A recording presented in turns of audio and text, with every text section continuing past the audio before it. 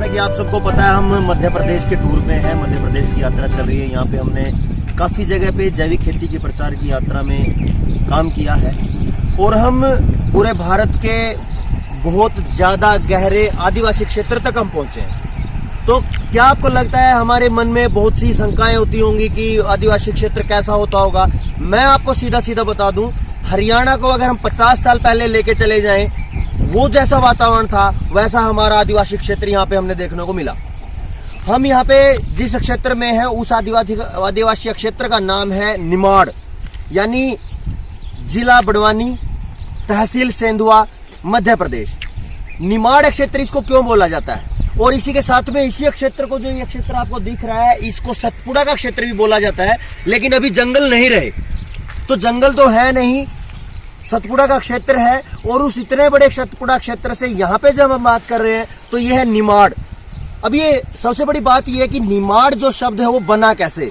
यहाँ पे जब पूरी जांच परख की, हमने बहुत साथियों से पूछा, यहाँ के बुजुर्गों से पूछा, वो कहते हैं निमाड़ यहाँ का नाम इसलिए रखा क्योंकि यहाँ पे सबसे ज्यादा नीम है।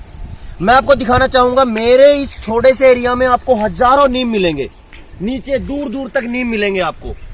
और जहां पे अभी पेड़ कम है वहां पे छोटे छोटे पौधे लगा दिए गए हैं। तो ये निमाड़ का क्षेत्र अगर आप कभी विजिट करना चाहें, यहाँ पे यात्रा करना चाहें, तो शायद भारत का और जगह मैं नहीं कह सकता, लेकिन भारत के बहुत ही शांति प्रिय, बहुत ही शांत, प्रदूषण मुक्त और बहुत बड़े बड़े उद्योगों से दूर ये वातावरण, यहाँ से दोबारा जाने का मन नहीं करेगा आपका। इसी के साथ में मैं आपसे एक साझा करना चाहूंगा, जो आज लोगों की एक समस्या है खेती की। मेरी तरफ वो समस्या क्या है, लोग बहुत बार चिल्लाते हैं, जैसे मैंने 2-3 बार वीडियो डाली है दीमक के बारे में। तो दीमक के बारे में लोग समझते हैं पूरा, बाद में बोलते हैं कि नहीं ये गलत है। मैं कहना चाहता हूँ दीमक समस्या नहीं है।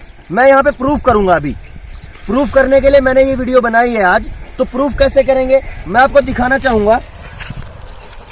ये पेड़ है, यहाँ पे दीमक की मिट्टी है बहुत ज्यादा, देखो पूरे इस पे दीमक है। लेकिन अगर आप ऊपर देखें तो ये पूरा पेड़ स्वस्थ है। हर एक पौधा, जो पौधे के हर एक पत्ते तक आप देखें तो स्वस्थ है।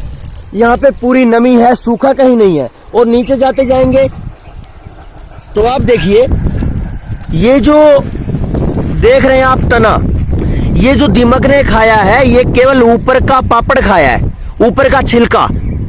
और उसके ऊपर देखो कोई समस्या नहीं है। जहां पे छिलका हरा है, जहां पे छिलके में नमी है, वहां पे दीमक आगे बढ़ी नहीं। और ये नीचे तक आप देखिए, यहां से मैं हाथ लगाता हूं तो ये दीमक ने इसको खा के खत्म कर दिया, लेकिन आगे इसमें कोई नुकसान नहीं है। साथियों, ये कारण क्या है? कारण मैं आपको बताना चाहता हूं। दीमक समस्या नहीं होती। दीमक हमेशा खाती है सूखे घास को, सूखे मृत पदार्थों को, वनस्पति को, जीवों को। अगर आपके पौधे को दीमक ने खाया है और वो मर गया है, तो इसका मतलब ये है कि मिट्टी के पोषण के असंतुलन के कारण उसमें रोग है। दीमक बाद में आई है, जब पोषण के असंतुलन के रोग ने उसको खा लिया, तो उसके खाने के बाद दीमक आई। और दीमक का काम है मरी हुई चीज को मिट्टी में मिलाना।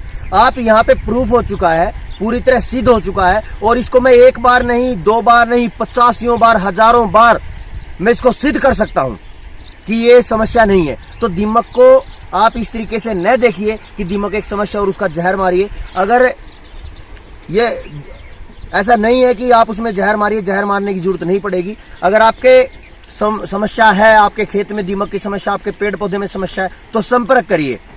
नीचे कमेंट बॉक्स में अपना नंबर दीजिए, अपनी समस्या लिखिए, हम आपको समाधान बताएंगे। लेकिन जहर की तरफ मत जाइए। ये पूरी तरह, मैं फिर से आपको पीछे दिखा देना चाहता हूँ, ये निमाड़ क्षेत्र है, नीम ही नीम है इस क्षेत्र में। और साथ में एक बड़ी बात यह है कि इस एरिया में जो जिला है वो बड़वानी है।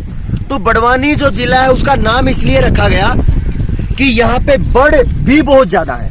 यहाँ पे आपको त्रिवेणी, बड़, पीपल और नीम हजारों की संख्या में थोड़े से क्षेत्र में मिलेंगे। तो बड़वानी और निमाड़ दोनों शब्दों का मिला जुला ये समन्वय का ये क्षेत्र है। यहाँ पे आने के बाद आपकी रूह खुश हो जाएगी।